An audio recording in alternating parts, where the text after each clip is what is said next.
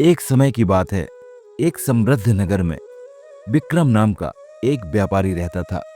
विक्रम बहुत बुद्धिमान था, लेकिन उसकी बुद्धि हमेशा दूसरों को नीचा दिखाने और खुद को ऊपर उठाने में लगती थी।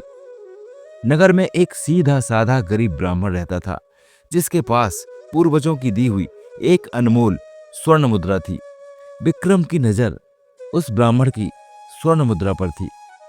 विक्रम ने उस ब्राह्मण को अपने घर दावत पर बुलाया और बातों ही बातों में उसे लालच दिया कि वह उस एक स्वर्ण मुद्रा से 100 मुद्राएं बना सकता है।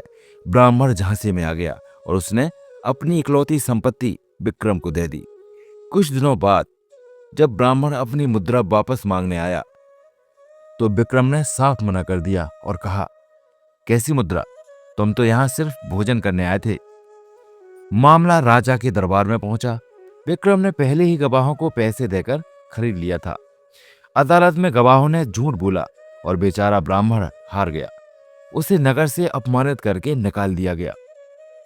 विक्रम अपनी जीत का जश्न मना रहा था, तभी उसके कमरे में एक रहस्यमयी परछाई प्रकट हुई। विक्रम, तुम कौन हो? मेरे कमरे में कैसे आए? परछाई, मैं पाप हूं जिसे तुमने आज जन्म दिया है। विक्रम हंसते हुए, तो मुझे डराओ मत, मैं तुम्हारा पिता हूं। मैंने ही तुम्हें पैदा किया है। परछाई और गहरी हो गई और एक भयानक आवाज गूंजी, मूर्ख, पाप का कोई पिता नहीं होता। पाप का बाप अहंकार है और अहंकार का अंत विनाश। तुमने आज एक गरीब का हक नहीं मारा, बल्कि अपने पतन की नींव रखी है। अगले ही पल महल में आग लग गई। विक्रम की सारी दौलत, जिसके लिए उसने पाप किया था, राख होने लगी। वह अपने स्वर्ण मुद्राओं को बचाने भागा, लेकिन जलते हुए मलबे के नीचे दब गया।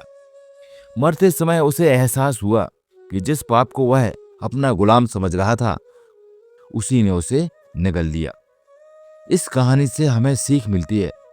इंसान को लगता है कि वह चतुराई से पाप करके बच निकलेगा, लेकिन अहंकार ही वह बीज है जो इंसान को अंधा कर देता है और अंत में उसका सर्वनाश कर देता है। आपको कहानी कैसी लगी? अगर पसंद आई हो तो हमें सपोर्ट करें। अब आपसे मिलेंगे हम अपने नए वीडियो में एक नई कहानी के साथ।